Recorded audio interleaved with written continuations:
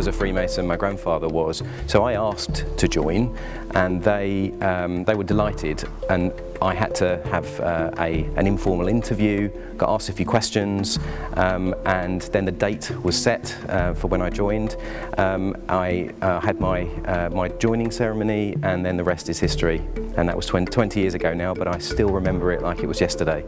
My interest in Freemasonry was very much sparked at an early age. I remember seeing my father and grandfather going off to meetings and very much enjoying their Freemasonry. I became very much attracted to the history and mysticism surrounding Freemasonry. At the same time, I was very much heavily involved with scouting before going to university, and Freemasonry for me very much followed on from that. So I joined Masonry for a few reasons. The main one being to extend my circle of friends. Secondly, because I was had an inquisitive mind, I wanted to know a bit more about the history of Freemasonry. I was asked to join by a good friend of mine, my next door neighbour, and at the time he asked me to put a letter into the lodge that I was interested in joining, and what I could offer the lodge as a man, and the things that I could to bring. So once that was approved, that letter, I went in for a short interview, met some of the guys, and I was happily approved, which is great.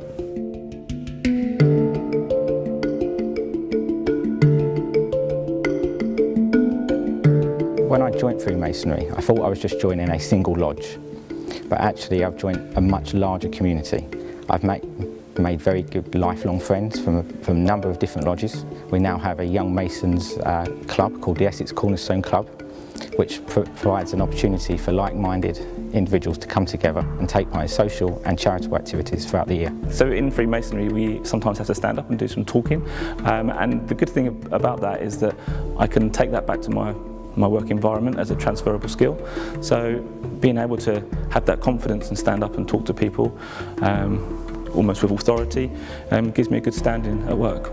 First of all, it's enabled me to meet people from various backgrounds that I don't think I would have had the opportunity of meeting before.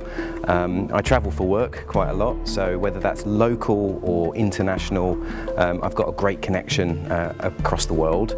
I think secondly, it's given me great life skills. In our lodge meetings, we stand up and we present and we talk, and that's great. And we do the same at work, so it gives me confidence at work.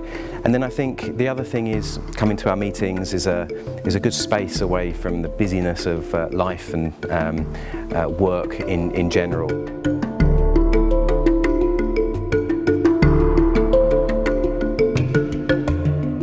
My initiation was actually very exciting. Although initially it appeared quite daunting, the actual ceremony itself was very personal and comforting, and something that I will remember and treasure forever. I was in a room with lots of people that I knew, lots of people that I didn't know. It was a warm, friendly environment. It was a fantastic story, it really was, which continues throughout your Masonic journey. And then after the meeting, we had a lovely meal and a few drinks, and I think that's what it's all about. My initiation ceremony is quite special, and it's special to every Freemason that joins. What I was blown away by was the amount of work that went in for that ceremony by lots of people that I'd never met before, and people that came up to you afterwards. You almost feel like a superstar afterwards, because everyone is there for you and for your initiation, and you'll automatically have these great friends around you, and friends for life.